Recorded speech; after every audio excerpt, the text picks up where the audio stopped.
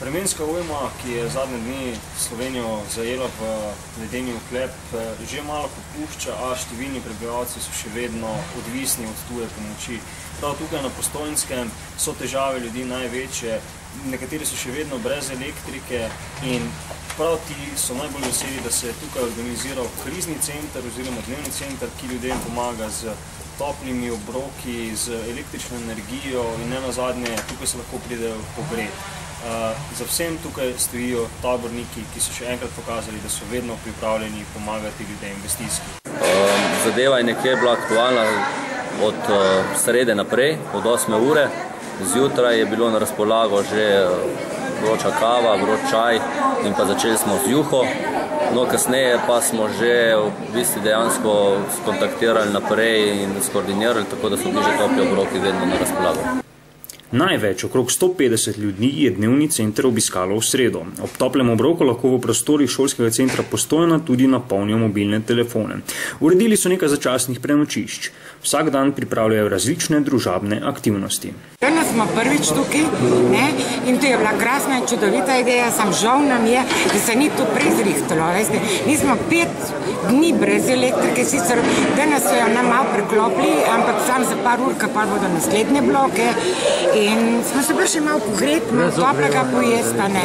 Mi smo doma vsa razpoložljiva sredstva za življenje, imeli sam en mičkan radio na baterije in da smo to poslušali sporočila in eno prenosno svetilko na baterije smo imeli. Tudi ne smo imeli komunikacijo, zvezo z enim, z drugim, mobiteli so nam se spraznili, nismo imeli kje napolniti. Električne energije ni bilo nič, ogrevanje ni bilo nič. Najmanj 3 dni nismo nekam, nekod, ker enostavno trgovine niso delale, nič katastrofalno. Zbegani smo bili in tudi panični obenem, kam se obrniti po pomoč. Zdaj smo pa zvedeli in v tem trenutku vsa pohvala tem organizatorjem, ki so zdaj organizirali to, da se človek vsaj malo pogreje, da si napolnimo telefone, da lahko komuniciramo s svetom. Ugledali smo si prej skladišče z hrano oziroma improvizirano skladišče. Vidimo, da je kar veliko paketov, veliko pomoči prispelo.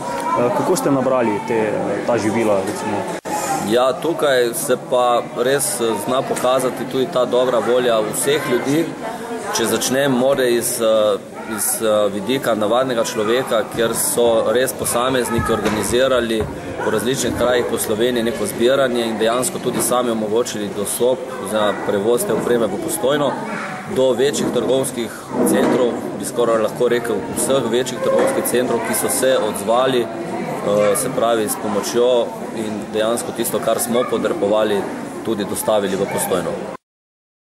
Led počasi popušča, tudi električna energija se počasi vrača v domove, a prebivalci prizadetih območij še nimajo povsem mirnega spanca. Nove težave so na vidiku na Cerkniškem. Gladina Cerkniškega jezera narašča in je ponekod že prestopila bregove.